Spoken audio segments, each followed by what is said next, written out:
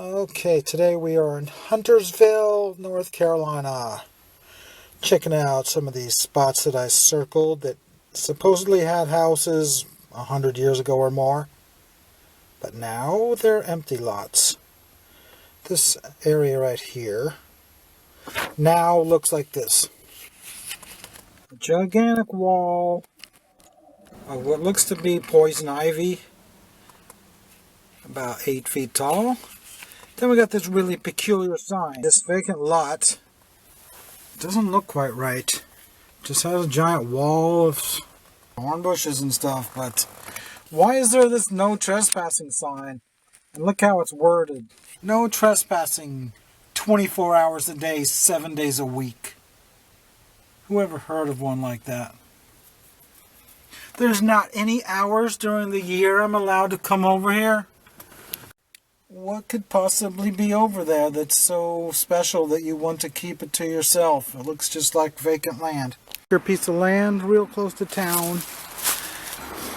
Not even one shard of glass, but I thought this might produce some results. But no, and we're right off of a 125-year-old road. You would think they would dump trash off of this high bank and that it should roll on down right here, but nope. We're just too close to Charlotte and it's growing so fast over here. One of many giant housing projects, but it's a very clay type soil and that's usually very bad for finding privies. I think they don't even dig privies if they have to dig through clay. Yeah, I think they just used outhouses with the bucket system. They just didn't want to dig through clay to dig an outhouse pit. I never find them in places where clay is the only soil in town.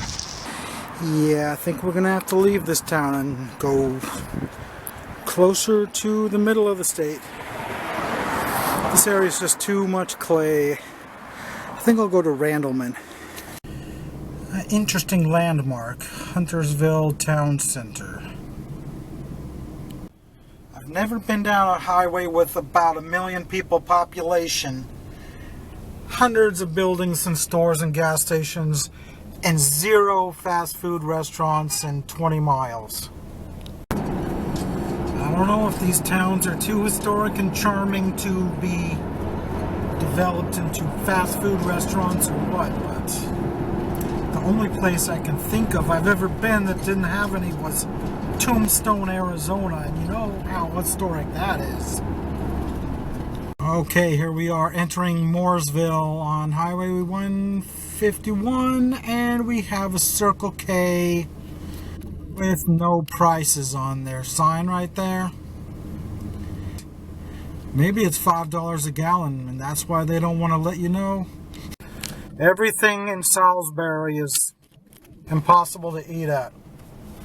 I went to Taco Bell first and it was closed down. Now it says over here, staffing issues at KFC make it so that they can't allow people to go inside. I also went to Wendy's and stood in line for 15 minutes and there was only 2 people ahead of me. And I could not even get service, so the drive-thru made it impossible. If you aren't going through the drive-thru at Wendy's over here, then you are just not getting service. Okay, the 4th and final failure is here at a place called Burger King in a high traffic zone, just like all those other 3 restaurants that also failed to provide dinner at 7 o'clock on a Saturday night.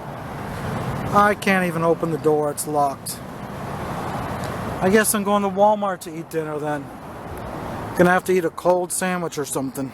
Sure is annoying. I'm like living on a desert island almost because there's nothing to eat. Every restaurant, there is no restaurants for the last 24 hours in the towns I went to. Finally get to a big city where there is restaurants and they don't want to give service or be open.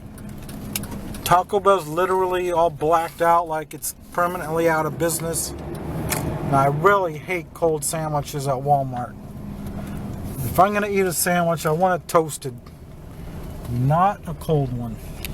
Okay, I just went in Walmart and got my pathetic excuse for a dinner.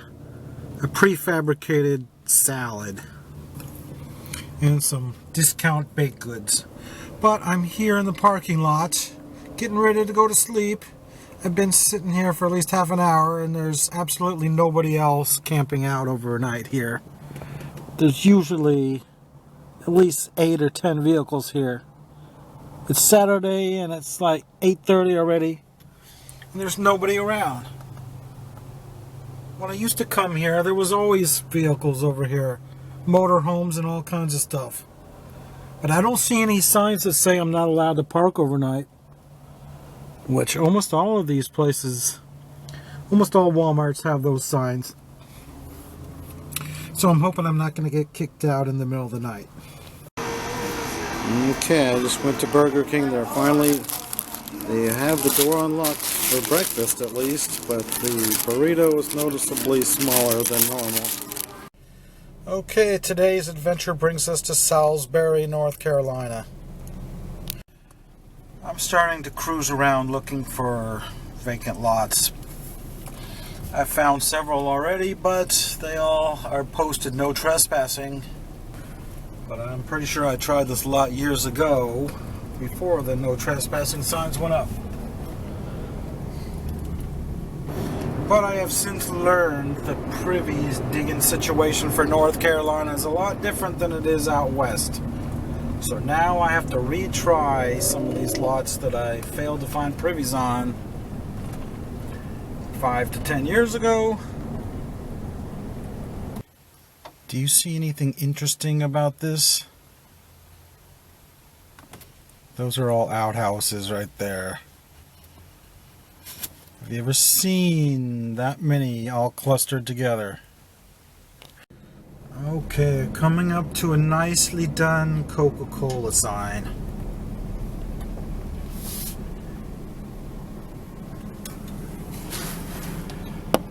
Alright, gotta enjoy that. It's a beautiful example.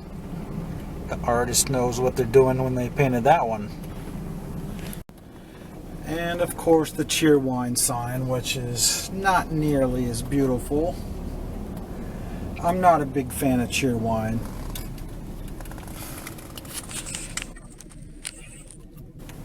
It's too sweet. Very early railroad trestle right in the middle of downtown. Or I should say on the outskirts of downtown, but this area has some really interesting houses that are probably Civil War era. Let's have a quick look at some of them while we're searching for dig spots. Okay, here's an interesting area. Back it up a bit. Okay, let's have a look at some. Look at that one. That's gotta be 1850s or 60s.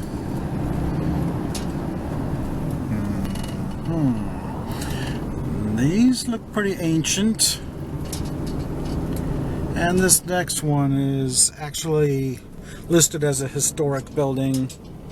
Very historic. A military prison. And then further on down we got these.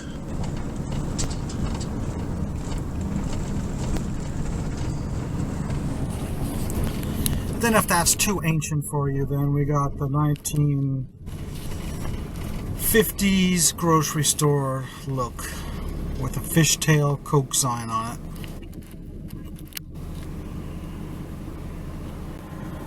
Now that's a prime looking spot for a dump to be. I gotta get over there and check it out.